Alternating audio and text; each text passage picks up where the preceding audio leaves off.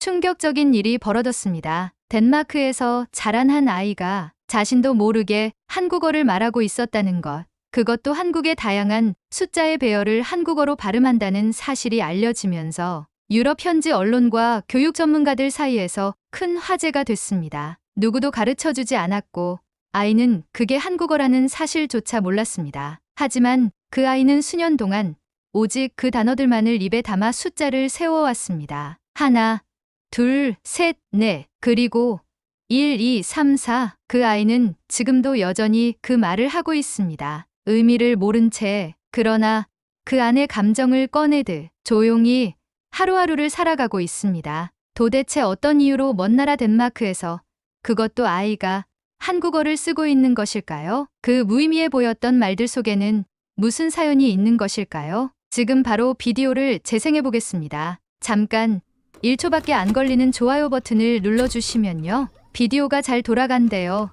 좋아요는 무료잖아요. 안녕하세요. 저는 덴마크 코펜하겐에서 초등학교 교사로 일하고 있는 에바 욘센이라고 합니다. 15년째 같은 학교에서 아이들을 가르치고 있지만 누군가 제게 가장 오래 가르침을 주는 존재가 누구냐고 묻는다면 저는 주저없이 제 아들 루카스라고 말할 거예요. 그 아이는 제게 삶의 순리를 가르쳐 주었고 기억과 감정, 그리고 말이 가진 힘이 얼마나 오래 남는 것인지를 일깨워준 존재였습니다. 루카스는 올해로 10살입니다. 저희 부부가 아이를 처음 만난 건 루카스가 생후 12달쯤 되었을 때였고 입양 절차는 그보다 조금 뒤에 마무리되었죠. 그날을 아직도 잊을 수 없습니다. 캐리어보다 작아 보이던 아이가 안긴 작은 담요, 그리고 조심스럽게 팔에 안겼던 그 무게감. 생명을 품는다는 게 이런 건가 싶었습니다. 남편 마르크와 저는 오래전부터 입양을 준비해 왔어요. 아이를 낳는 것만이 부모가 되는 길은 아니라고 믿었고 어느 날 우연히 입양기관을 알게 되면서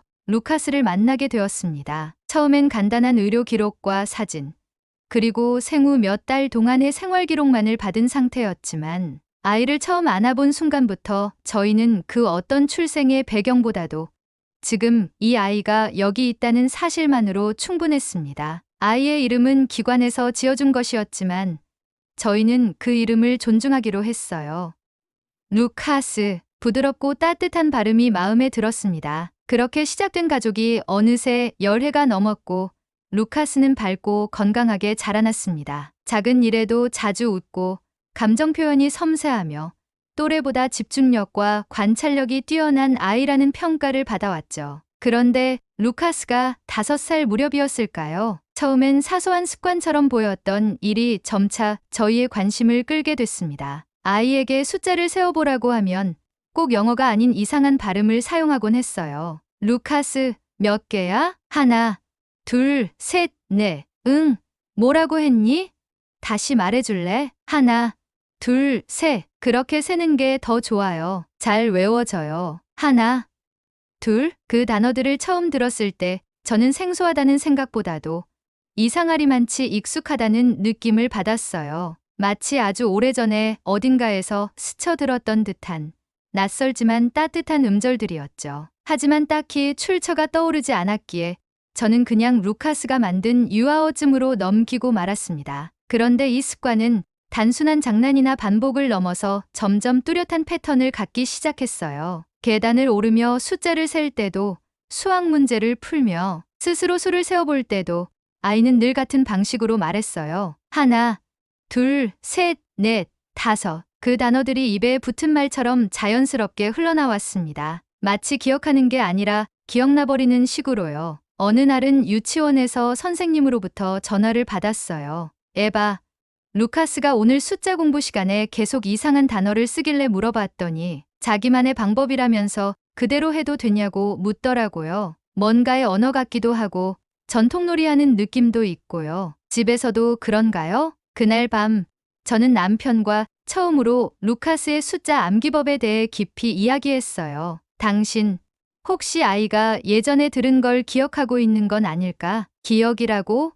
돌도 안 된 아기였잖아. 무슨 기억이 남겠어. 그래도 뭔가 너무 또렷하잖아. 리듬도 있고 단어도 항상 똑같아. 설마 그냥 우연이겠지. 마르크는 고개를 저으며 웃었지만 저는 웃을 수 없었습니다. 그 아이의 목소리가 어딘가 멀고 아득한 시간에서 걸어 나오는 것 같았거든요. 그리고 또 하나 이상한 점이 있었어요. 루카스는 가끔 혼잣말로, 정확히는 멜로디 같은 소리로 어떤 곡을 흥얼거렸습니다. 처음엔 그냥 자기가 만든 소리인 줄 알았지만 들으면 들을수록 이건 구조가 있는 음악이다라는 생각이 들었어요. 어렴풋이 후렴구가 있고 끝날 때마다 특유의 여운이 남았어요. 아이가 가장 자주 부르던 건 저녁이었습니다. 샤워를 마치고 조명이 살짝 어두운 방 안에서 조용히 노트에 낙서를 하거나 레고를 조립할 때면 어김없이 그 노래를 흥얼거렸죠. 그걸 멍하니 바라보다가 문득 소름이 돋았습니다. 혹시 이건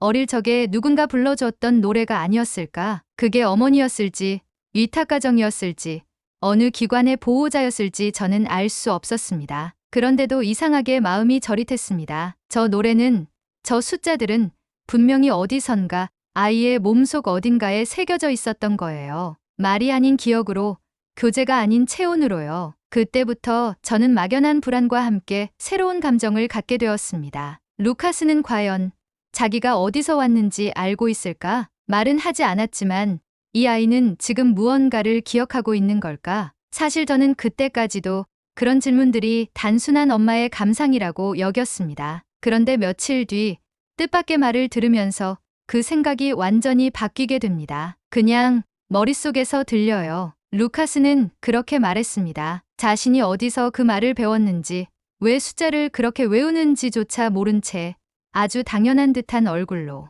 어른들이 오래된 추억을 꺼낼 때처럼 눈을 천천히 깜빡이며 말끝을 흐리지도 않았습니다. 그날 밤 저는 혼자 아이 방문 앞에 앉아 있었습니다. 불은 꺼져 있었고 창문 밖엔 봄비가 부드럽게 유리창을 두드렸습니다. 그 안에서 루카스는 하나, 둘, 셋 같은 말들을 작게 속삭이고 있었어요. 노트북에 적힌 수학 문제를 풀면서 숫자를 부를 때마다 꼭 같은 리듬으로 반복했습니다. 그 모습이 낯설게 느껴졌어요. 아니, 낯선 게 아니라 무서웠습니다. 이건 누가 가르쳐준 것도 외워진 것도 아니야. 이건 기억이야. 교사로서 수많은 아이들을 만나며 그들의 학습 습관을 지켜봤지만 이런 방식은 처음이었어요. 문득 지난달에 있었던 학부모 공개 수업이 떠올랐습니다. 루카스는 칠판 앞에 서서 세 개의 공을 보며 이렇게 말했죠. 하나, 둘, 셋. 세 번째 공이 제일 예뻐요. 그때 몇몇 학부모가 소리를 죽여 웃었고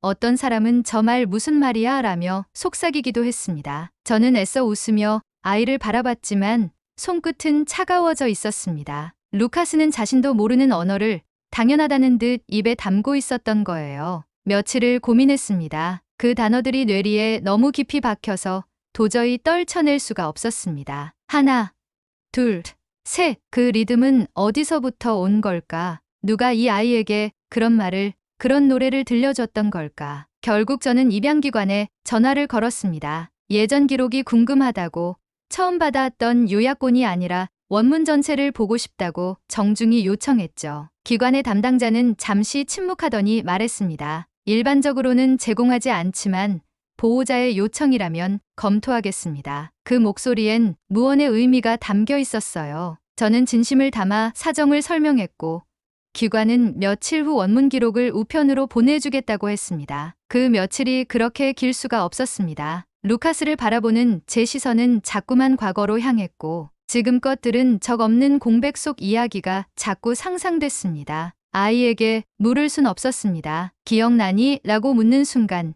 이 평온한 일상이 흔들릴 것만 같았어요. 며칠 후 무겁고 두툼한 갈색 봉투가 집으로 도착했습니다. 한 손으로 들기엔 묵직했고 종이 가장자리엔 오래된 습기가 스며들어 있었습니다. 서류를 펼치는 손끝이 조금 떨렸습니다. 번역본과 원문이 함께 들어 있었고 첫 장에는 입양 당시의 기본 정보들이 적혀 있었어요. 그 다음 장부터는 아이가 보호되었던 시설과 위탁가정에서 작성한 일지 형태의 문서들이 차례로 이어졌습니다. 루카스는 생후 12달 무렵 위탁가정에서 약 반년 정도 보호를 받았다는 내용이었습니다. 그 위탁모는 자원봉사자였고 일지에는 아이의 건강 상태, 식습관, 그리고 특이사항이 꼼꼼히 기록돼 있었어요. 그리고 그 중간 그저 흘러가듯 적힌 한 줄이 제 눈을 멈추게 만들었습니다. 생모가 방문 시 아이에게 민요와 숫자 노래를 반복적으로 불러주며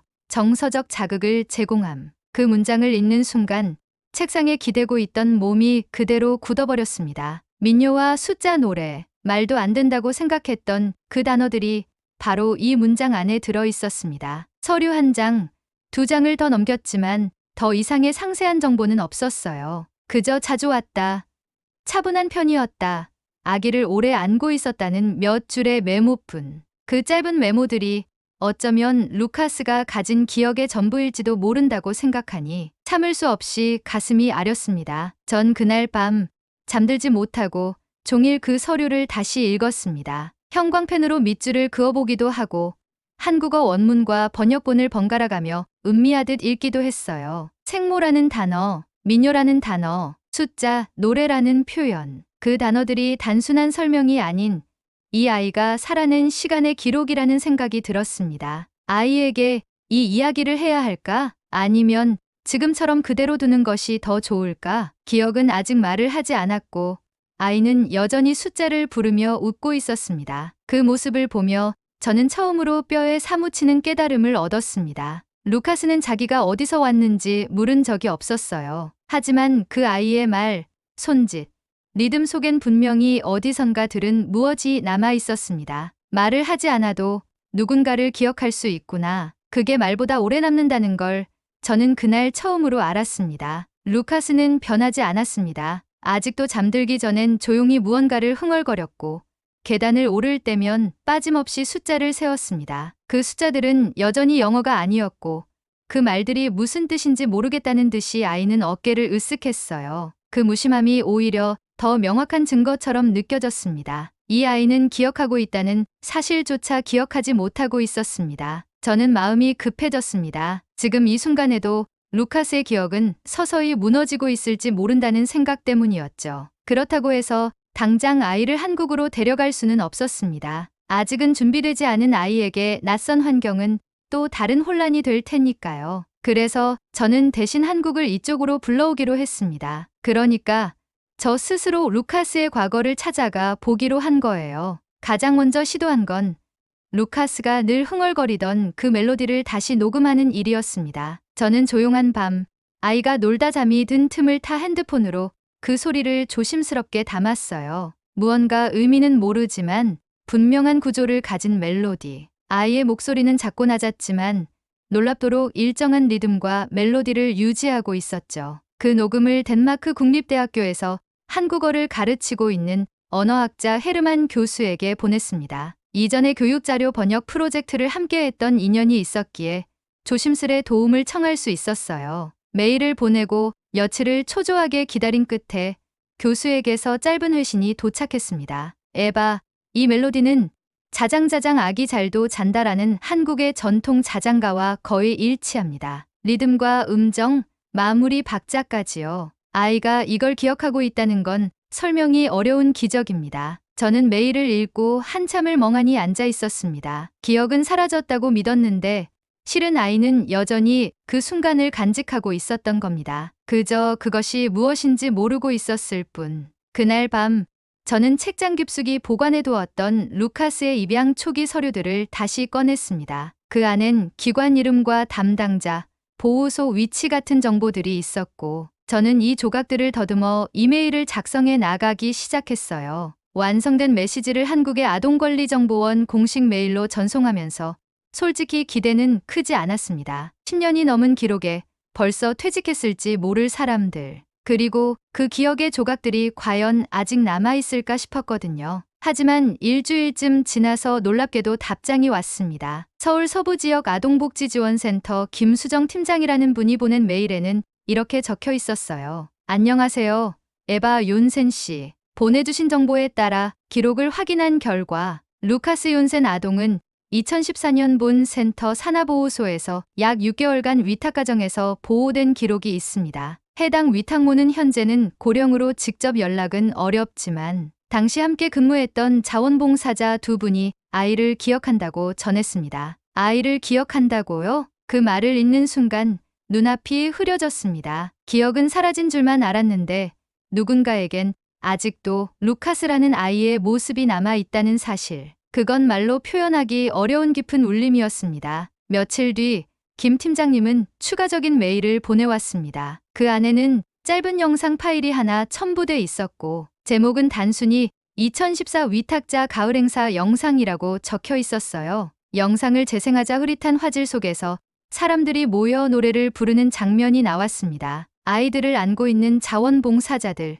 그들 중 한 명이 품에 안긴 아이에게 자장가를 부르듯 입을 움직이고 있었어요. 화면 속 목소리는 거의 들리지 않았지만 영상에 자막이 함께 삽입돼 있었습니다. 자장자장 아가야, 잘도 잔다. 숨이 멎는 줄 알았습니다. 그 장면을 캡처한 다음 저는 루카스를 조심스레 불렀습니다. 이거 너도 한번 들어볼래? 루카스는 의아한 표정으로 영상을 들여다보더니 잠시 정적이 흐른 후 스스로 그 멜로디를 따라 부르기 시작했습니다. 리듬도 박자도 심지어 고개를 흔드는 타이밍까지 영상 속 장면과 일치했어요. 저는 손을 꼭 잡은 채 그 모습을 지켜봤습니다. 루카스는 화면을 뚫어지게 보면서도 여전히 그게 무엇인지 모르는 눈치였습니다. 하지만 저는 알 수 있었어요. 이건 기억이 아니라 몸이 기억한 사랑이라는 걸요. 그날 밤 저는 일지처럼 하나의 문장을 남겼습니다. 기억은 이 아이 안에만 있었던 게 아니라 한국이라는 나라,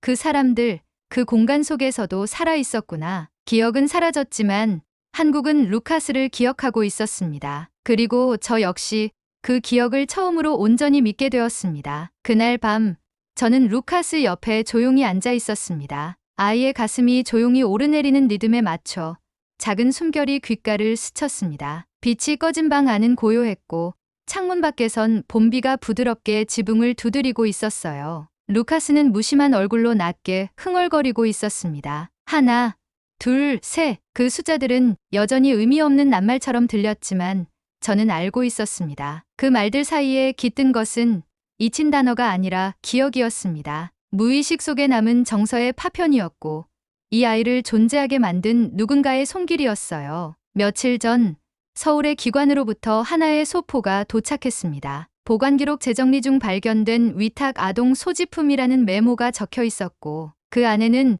오래된 작은 상자와 손글씨 편지 한 통이 함께 들어 있었습니다. 김수정 팀장님은 메일로 이렇게 전해왔습니다. 수년 전 보호소 이관 과정에서 유아 소지품 일부가 분실 우려로 별도 보관된 적이 있습니다. 이번 정리 중 L. 윤이라는 이름이 적힌 항목에서 해당 아동 기록과 일치하는 유품이 발견되어 전달드립니다. 저는 상자를 열며 한참을 망설였습니다. 그 안에 무엇이 들어있을지 알 수 없었고 혹여 그것이 루카스에게 어떤 충격이 될지 두려웠거든요. 상자 안에는 작고 낡은 털실 모자 하나와 노란 빛으로 바랜 종이 한 장이 들어 있었습니다. 그리고 종이에는 또박또박 손으로 적힌 한글 문장 몇 줄이 남아 있었습니다. 저는 종이를 조심스럽게 접어 사진을 찍은 뒤 헤르만 교수에게 보냈습니다. 몇 시간 후 도착한 번역본은 단 3문장이었어요. 아가야, 오늘도 엄마는 너를 생각해. 내가 나를 기억하지 못해도 나는 널 영원히 기억할 거야. 그 문장을 보는 순간 저는 손끝이 찌릿해지는 걸 느꼈습니다. 숨을 들이쉬기도 전에 눈물이 차올랐고 그저 한참 동안 가만히 편지를 내려다볼 수밖에 없었어요. 이건 단순한 메시지가 아니었습니다. 사라져버린 시간과 이어지지 못한 관계의 마지막 끈이었습니다. 그 편지는 아마도 생모가 위탁가정에 아이를 두고 돌아가던 어느 날 스스로에게도 아이에게도 마지막 위로를 남기고 싶어 적었을 겁니다. 그 마음이 종이 위에 그대로 남아 있었던 거예요. 그리고 지금 그 편지가 저희에게 도착했다는 건 기억이 끝나지 않았다는 증거였습니다. 저는 그 편지를 고이 접어 작은 액자에 담아 루카스의 책상 위에 올려두었습니다. 그리고 아이가 숙제를 마치고 방에 들어왔을 때 조용히 말해주었어요. 이건 내가 아주 어릴 때 받은 선물이야. 지금은 읽을 수 없을지 모르지만 언젠가 이 문장을 내가 직접 읽게 되는 날이 오면 그 뜻도 함께 전해줄게. 루카스는 액자를 가만히 바라보다가 조심스레 손끝으로 문장을 쓸어내렸습니다. 그리고 아무 말 없이 의자에 앉아 늘 하던 것처럼 종이 위에 숫자를 쓰기 시작했어요. 하나, 둘, 셋. 그 목소리를 들으며 저는 다시금 확신했습니다. 이 숫자는 단순한 암기가 아니라 누군가의 마음속에서 길어 올려진 말이라는 걸요. 그 아이가 아직 모르더라도 그 말은 분명 사랑으로부터 비롯된 것이라는 걸요. 며칠 뒤 저는 루카스를 데리고 작은 박람회에 참석했습니다. 그곳은 각 나라의 문화와 언어를 소개하는 행사였고 우연히 한국 부스가 마련되어 있었어요. 작은 전통 가옥을 재현한 공간 한쪽에서 한복을 입은 여성 진행자가 한국 자장가를 부르고 있었습니다. 루카스는 그 소리를 듣자마자 마치 오랫동안 찾던 퍼즐 조각을 발견한 듯 고개를 획 돌려 소리의 방향을 바라봤습니다. 아이의 눈동자가 흔들렸고 천천히 그녀가 부르는 자장가를 따라 흥얼거리기 시작했어요. 주위 사람들이 놀라움에 잠시 웅성거렸고 진행자는 아이 쪽으로 다가와 웃으며 한국어로 인사를 건넸습니다. 안녕하세요. 혹시 이 노래 들어본 적 있어요? 루카스는 고개를 들고 물끄러미 그녀를 바라봤습니다. 그리고 고개를 끄덕이진 않았지만 입술을 아주 조심스럽게 움직이며 이렇게 말했어요. 잘 잔다. 그날 저녁 아이는 아무 일도 없었던 듯 식사를 마쳤고 잠자리에 들었습니다. 하지만 저는 혼자 거실에 앉아 오늘 그 아이가 발음한 그 단어 두 글자를 천천히 떠올렸습니다. 잘 잔다. 그건 한국어였고 자장가의 일부였으며 무엇보다도 아이의 기억이 문장으로 되살아난 첫 순간이었습니다. 기억은 끝나지 않았습니다. 기억은 형태를 바꾸고 말이 되었다가 멜로디가 되었다가 다시 마음이 됩니다. 어쩌면 우리는 기억을 통해 누군가를 사랑하는 것이 아니라 사랑이 남은 흔적을 기억이라 부르는 것일지도 모르겠습니다. 루카스는 아직 그 의미를 모릅니다. 하지만 언젠가는 알게 되겠지요. 자신의 첫 번째 말이 단순한 숫자가 아니라 누군가의 가슴에서 자란 사랑의 문장이었다는 걸요. 그리고 저는 믿고 있습니다. 언젠가 그 편지의 마지막 줄을 루카스가 직접 읽을 날이 올 거라고요. 나는 널 영원히 기억할 거야. 그 기억은 지금도 여전히 이 아이의 말 속에서 숨 쉬고 있습니다. 오늘 들려드릴 이야기는 여기까지입니다. 유아의 뇌기억과 태교의 학습이 절실히 느껴지는 순간 여러분은 어떻게 느끼셨나요? 여러분의 생각과 마음속 울림을 댓글로 남겨 감동 비디오의 마지막을 장식해주세요. 여러분의 댓글 하나하나가 영상을 제작하는데 큰 힘이 됩니다. 그리고 오늘의 비디오가 따뜻하게 다가오셨다면 구독과 좋아요도 잊지 말아주세요. 다음엔 더 깊은 감동과 더 진한 이야기로 찾아뵙겠습니다. 함께해 주셔서 진심으로 감사합니다.